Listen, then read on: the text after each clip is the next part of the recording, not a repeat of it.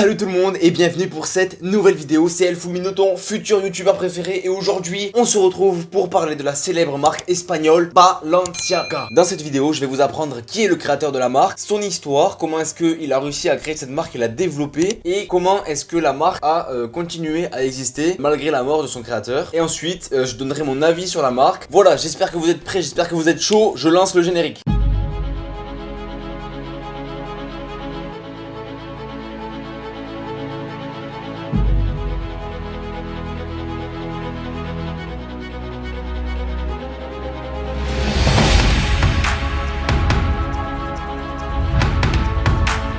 Donc tout d'abord, Balenciaga, ça sonne super bien, mais qui se cache derrière cette superbe marque? C'est tout simplement Cristobal Balenciaga, un espagnol qui est né en 1895. La mère de Cristobal Balenciaga est couturière et lui a absolument tout appris du métier. D'ailleurs, une des clientes de sa mère va reconnaître le grand talent de son fils et va le dire à sa mère et lui dire qu'il faut absolument qu'il continue sur cette voie parce qu'il va vraiment avoir un avenir de malade. Du coup, Balenciaga, il le prend très au sérieux et il se dit, ok, comme la mode c'est quand même quelque chose qui est énorme en France et tout, c'est quand même un peu la capitale de la mode, la France. Il se dit, je vais rejoindre la France pour apprendre le français. Il se retrouve à Bordeaux à 16 ans et c'est là que commence un peu son aventure. Une fois qu'il a appris le français, il va retourner en Espagne pour se rapprocher tout simplement de son propre pays et il va ouvrir son premier magasin à San Sebastián. C'est juste ici. Pourquoi San Sebastián? On peut se dire oui, c'est un peu perdu, pourquoi il n'est pas allé directement à la capitale de l'Espagne? En fait, ce choix était stratégique à mort parce qu'à l'époque, la famille royale espagnole allait en vacances à San Sebastián et lui il s'est dit, avec mon atelier de couture juste à côté, je vais pouvoir choper la famille espagnole en tant que client et là mon business va éclater. Ça n'a pas raté. Au premier été où la famille espagnole est venue, pam, ils ont fait une razzia chez ce sacré Cristobal Balenciaga et ils ont grave validé son travail. Et du coup à partir de là, la marque a commencé à prendre son envol et à se développer de plus en plus. Donc qui dit avoir comme client la famille espagnole de la royauté dit que il a tout de suite un carnet d'adresses énorme. Donc il retourne en France parce que pour lui quand même c'est un pays qu'il adore et rencontre Jeanne Lanvin et Coco Chanel, donc deux grandes figures emblématiques de la mode française. D'ailleurs j'en parlerai sûrement dans une autre vidéo. Il va devenir pote avec elle. Le problème c'est que comme toutes les bonnes choses ont une fin, en 1931 en Espagne le peuple ne veut plus d'une monarchie et veut une république et la famille royale disparaît complètement. Ce qui veut dire que les principaux clients de Cristobal disparaissent avec cette réforme et la création de cette république. Du coup il quitte San Sebastián, il se dit bon il y a plus de clients ici donc il va aller directement dans les grandes villes, il se dit avec sa réputation et tout ça devrait marcher. Il va à Madrid, il ouvre une boutique à Madrid, à Barcelone, donc là on est en 1935 et là ça marche, donc il reprend un peu des affaires, ça y est il retrouve des clients et tout, sauf que encore un problème, l'année suivante donc en 1936 la guerre civile espagnole éclate et donc là il se dit ok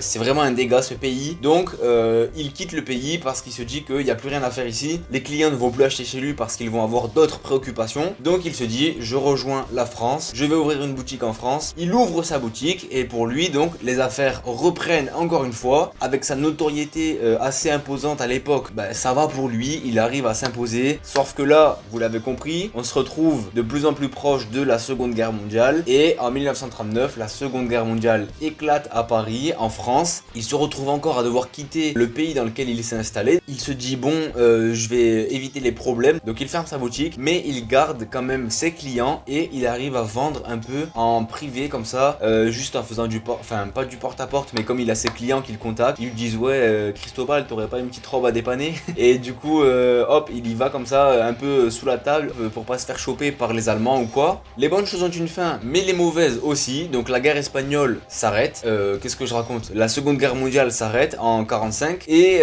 du coup là il peut reprendre des affaires, il peut réouvrir sa boutique et recommencer à vendre un peu à tout le monde. Les années 1950 sont pour lui les meilleures années qu'il n'ait jamais vécues. Tout simplement parce qu'à chaque nouvelle collection, il va sortir une pièce maîtresse qui va exploser, qui va multiplier les ventes de son entreprise énormément, il va faire énormément de bénéfices, il va gagner énormément en notoriété dans le monde entier parce qu'on peut voir que y a certaines tenues qui sont vraiment uniques à l'époque. Je vais essayer de vous les montrer à l'écran. Donc son règne reprend pendant 10 ans et presque 20 ans même, jusqu'en 1968, 1968, vous le savez, il y a une certaine... alors bon, j'étais pas né, hein, mais il y a eu une espèce de révolution en France, mai 68, si je dis pas de bêtises, si mes cours d'histoire me reviennent bien. Et à partir de là, il y a un bouleversement dans la France entière, mais pas seulement, aussi dans le monde de la mode, avec les étudiants et tout qui décident d'un peu plus s'affirmer, les femmes qui décident de porter des mini-jupes, qui décident de ne plus forcément avoir des robes jusqu'en bas des pieds, ne plus se mettre totalement habillées sur les plages et plus se dénuder, tout ça. Et donc en fait, à partir de là, Cristobal Balenciaga ne va plus du tout aimer la mode. Mais quand je dis plus du tout, c'est qu'il va commencer même à la détester. Il va dire ouais, moi je veux pas travailler dans ces conditions, je veux pas créer ces habits. Il se retrouve plus du tout dans les nouvelles tendances. Il n'arrive pas à travailler dessus parce qu'il trouve ça tout simplement pas beau. Et donc 1968 pour lui c'est sa dernière année, son dernier défilé qu'il va proposer. Et ensuite rideau, il va complètement arrêter et la mode c'est fini pour lui. En 1971 il va donner sa seule et unique interview dans laquelle il va juste dire qu'il est complètement dégoûté des nouvelles tendances. Il va jusqu'à qualifier sa vie entière de vie de chien. Donc là c'est vraiment les propos qu'il a tenus. Donc en fait c'est comme si les nouvelles tendances elles avaient ruiné entièrement sa vie. Je trouve ça quand même ultra fort que le mec genre au dernier moment il se dise ok ben tout ce que j'ai fait pendant des années ça a servi à rien si au final ça devient comme ça. Et donc à partir de là ben voilà, dans sa seule et unique interview, la seule fois où il prend la parole c'est pour dire que sa vie c'était de la merde en gros. Donc après cette interview il va se retirer dans sa maison. Donc il a une maison, une super maison à Igueldo si je dis bien, c'est en Espagne aussi. Il va continuer d'habiter là-bas. La dernière fois où on le verra apparaître c'est pour les funérailles de Coco Chanel. Et ensuite il mourra tout simplement l'année d'après, donc en 1972 d'une crise cardiaque. Donc comme je vous l'ai dit en fait, Cristobal Balenciaga c'est vraiment quelqu'un qui n'aimait pas du tout les apparitions à la télé ou même il ne faisait aucune publicité, il faisait rien du tout. Lui c'était que du bouche à oreille. En fait pour lui ça a grave bien marché le fait de travailler avec la famille espagnole à l'époque. Mais c'est pas pour ça que ça l'empêche d'être considéré comme l'un des plus grands maîtres de la mode. C'est même il y a certains hommes qui disent que c'est le pape de la mode. Et d'ailleurs on peut voir que jamais personne n'a critiqué le travail de Balenciaga. On peut voir les plus grands noms comme Dior, Chanel, Givenchy, tout ça. Tout le monde était d'accord avec le fait de dire que Balenciaga c'était le patron quoi. C'était vraiment lui qui pesait sur le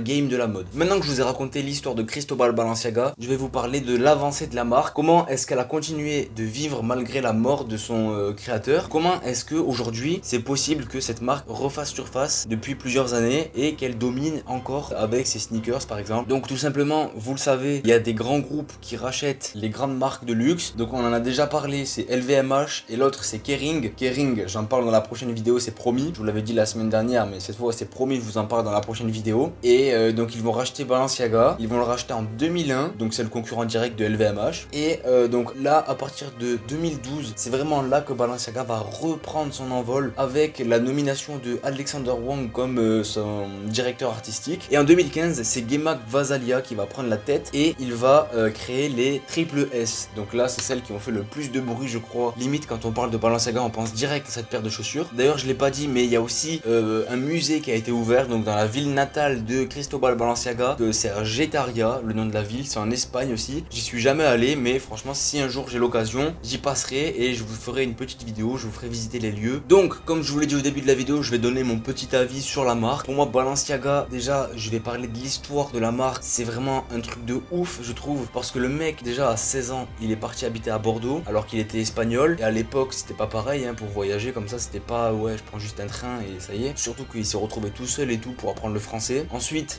il retourne en Espagne avec une mentalité de gagnant. Il se dit direct, ouais, je vais m'installer juste à côté de la famille espagnole et tout pour leur vendre des habits. Donc là, déjà, je trouve que le mec, il avait grave bien pensé sa stratégie. Je trouve ça vraiment ultra motivant en fait. C'est vraiment quelqu'un qui en avait sous la pédale et qui voulait jamais s'arrêter.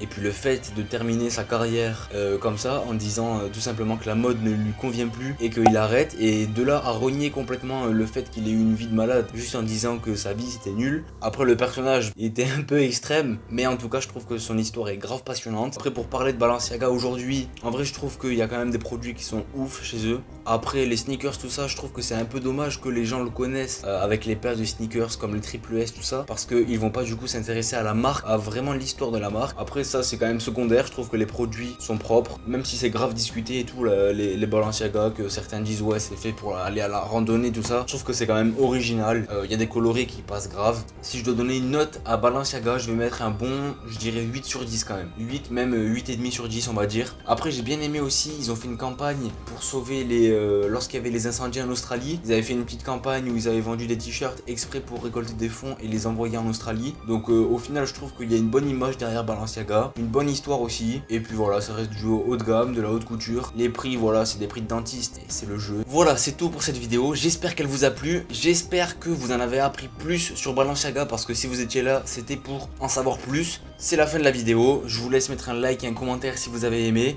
Abonnez-vous à la chaîne pour ne rien manquer. En attendant, je vous dis à la prochaine. C'était Elfoulouni, ton futur youtubeur préféré. Salut!